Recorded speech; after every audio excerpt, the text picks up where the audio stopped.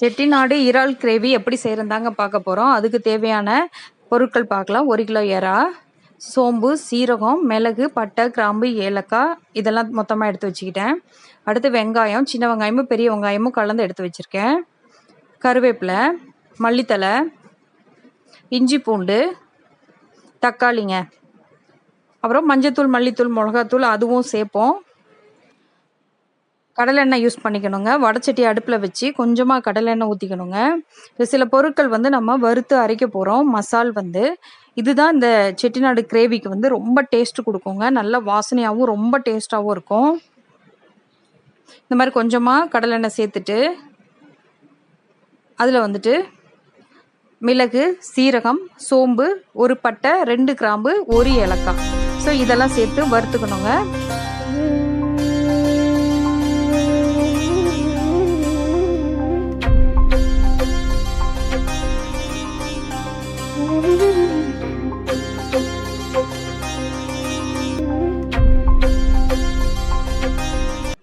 இப்போ வெங்காயம் சேர்த்துக்கணுங்க.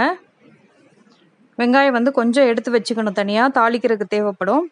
மீதி வெங்காயத்தை இதில் போட்டு நல்லா வதக்கணுங்க.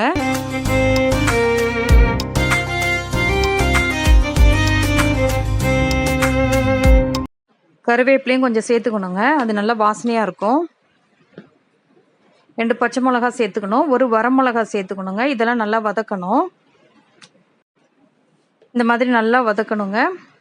வதக்கிட்டு நம்ம ஆல்ரெடி எடுத்து வச்சிருக்கிற இஞ்சி பூண்டை இதில் சேர்த்துக்கணும். சேர்த்துட்டு இதையும் சேர்த்து வதக்கணுங்க. இது எல்லாமே நம்ம அரைக்க போகிறோம். ரொம்ப வாசனையாக இருக்கும். இந்த மாதிரி நல்லா வதக்கிக்கணுங்க எண்ணெயில். அடுப்பு மீடியமாக வச்சுக்கணும். இப்போ தக்காளி இதில் சேர்க்கணுங்க. நான் மீடியம் சைஸாக 3 தக்காளி சேர்த்துருக்கேன். அதையும் சேர்த்து நல்லா வதக்கணுங்க. நல்லா வதக்கிட்டு கொஞ்சமாக சால்ட் ஆட் பண்ணிக்கணுங்க. அப்போனா சீக்கிரம் வதங்கும். இந்த மசாலுக்கு தேவையான சால்ட் மட்டும் ஆட் பண்ணிக்கணும். ஆட் பண்ணி நல்லா வதக்கணும்.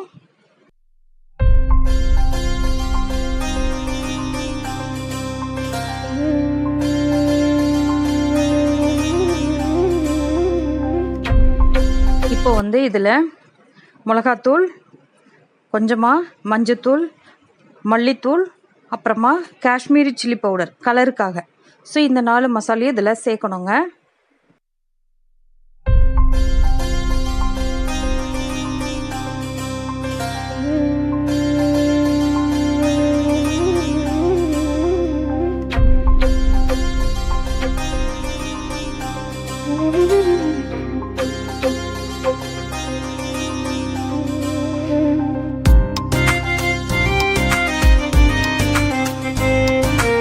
இப்போ இதில் தேங்காய் துருவி வச்சுருக்கேங்க, அதை கொஞ்சமாக சேர்த்துக்கணும். சேர்த்துட்டு இதையும் சேர்த்து நல்லா வதக்கணுங்க.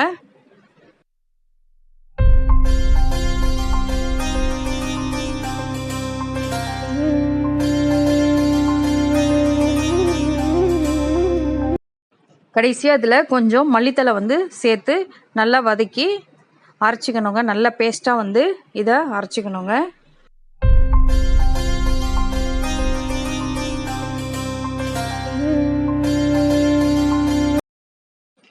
இப்போ தனியாக ஒரு வடை சட்டி அடுப்பில் வச்சுக்கணுங்க. கொஞ்சம் எண்ணெய் கடலை எண்ணெய் அதிகமாக சேர்த்துக்கணும். நான்வெஜ் அப்படிங்கிறதுனால கொஞ்சம் அதிகமாக எண்ணெய் சேர்த்தா தான் டேஸ்ட்டாக இருக்கும்.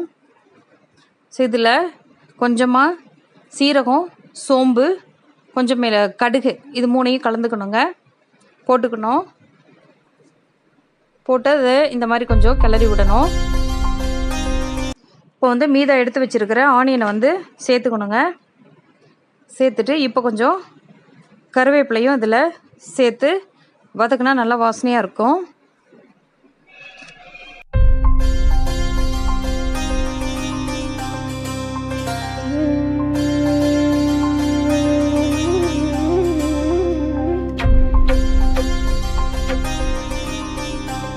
இப்போ நம்ம வதக்கி வச்சுருந்த மசாலா நல்லா இந்த மாதிரி பேஸ்ட்டாக அரைச்சி எடுத்துகிட்டு வந்துடணுங்க.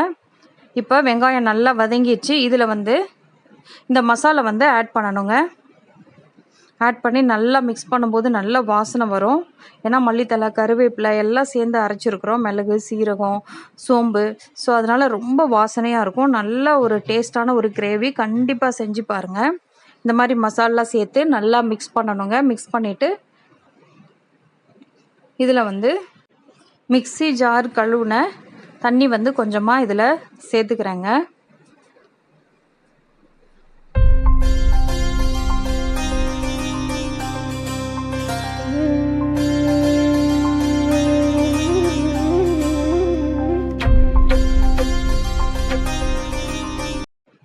இப்போ வந்து தேவையான அளவு தண்ணி சேர்த்துக்கணுங்க.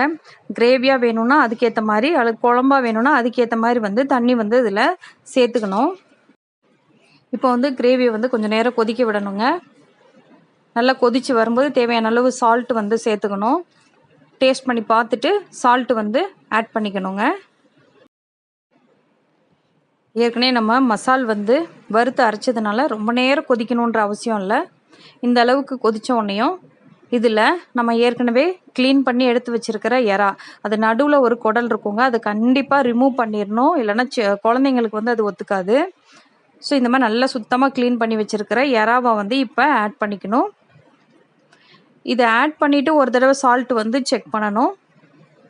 நான் ஏற்கனவே கிரேவிக்கு அளவாக போட்டிருப்போம். இப்போ எறா ஆட் பண்ணதுக்கப்புறமும் சால்ட்டு வந்து செக் பண்ணிவிட்டு அதுக்கேற்ற மாதிரி சால்ட் வந்து சேர்த்துக்கணுங்க. எனக்கு வந்து கரெக்டாக இருந்துச்சு. இப்போ மூடி வச்சு ஒரு 20 நிமிஷம் வந்து கொதிக்க விட்டோம்னா இறால் கிரேவி வந்து ரெடிங்க. செட்டிநாடு இறால் கிரேவி கண்டிப்பாக இந்த மெத்தடில் செஞ்சு பார்த்துட்டு கமெண்ட் பண்ணுங்கள், சப்ஸ்கிரைப் பண்ணுங்கள், ஷேர் பண்ணுங்கள். ரொம்ப டேஸ்ட்டாக இருக்குங்க. காரமும் வந்து அளவுக்கு அதிகமாக சேர்க்காம நான் சொன்ன அளவுகளோட கரெக்டாக செஞ்சிங்கன்னா கண்டிப்பாக இந்த கிரேவி வந்து ரொம்ப டேஸ்டியாக வரும். திரும்ப திரும்ப இதே மாதிரி செய்வீங்க. ஸோ கண்டிப்பாக செஞ்சு பாருங்கள். தேங்க்யூ.